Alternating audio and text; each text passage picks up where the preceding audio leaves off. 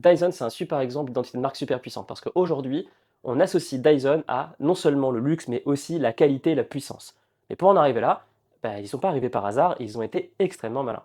Ce qu'ils ont fait, c'est que dans les années 2007-2010, quand on allait dans une station d'autoroute et qu'on allait se laver les mains, ensuite il fallait passer par la cage sèche-main. Et le sèche-main, le problème, c'est que, et je pense que la plupart des personnes ici s'en rappellent, quand on passait sa main dans le sèche-main, qu'est-ce qui se passait? Eh ben, c'était pourri. C'était pourri, on passait, c'était de l'air chaud qui nous était balancé. À la fin, ça servait à rien, donc on essuyait sur le t-shirt et plus de problème. Sauf que bien évidemment, la perception qu'on avait de ce truc, personne n'était prêt à mettre le prix, la perception était très négative et on passait par là sans trop y faire attention. Puis Dyson est arrivé, ils se sont dit: «Mais en fait, il y a quelque chose à faire ici. Il y a plein de professionnels qui passent tous les jours sur les stations d'autoroute. Bah, pourquoi pas proposer un sèche-main ultra puissant à des prix défiant toute concurrence?»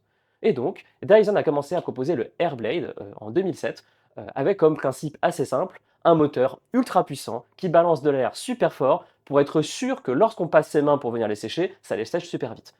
Ils ont proposé ce produit à un prix assez faible par rapport à ce que ça leur coûtait réellement, parce qu'ils savaient que ça allait énormément jouer sur l'identité de marque. Et 2 raisons, parce qu'en proposant ce genre de produit, non seulement dans les stations d'autoroute, mais aussi progressivement dans les restaurants, les centres culturels et même dans tous les types de bâtiments publics qu'on pouvait retrouver, et bien à la fin, toutes les personnes qui devaient se laver les mains à un moment donné passaient leurs mains sous le sèche-cheveux et se disaient, sous le sèche-main et se disaient: «Ah oui quand même, effectivement, c'est vachement plus puissant».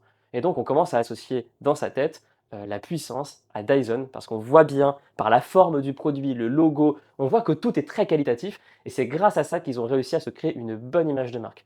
Et c'est pour ça aussi qu'aujourd'hui, bah, quand on voit des Dyson, que ce soit les aspirateurs ou le reste, eh bien on se dit effectivement c'est quelque chose d'extrêmement puissant. Donc ce qu'on retient de ce genre d'expérience, c'est que Dyson a réussi à modifier son image de marque en proposant des produits ultra forts, ultra puissants, comme on peut le faire exactement d'autres marques comme Apple.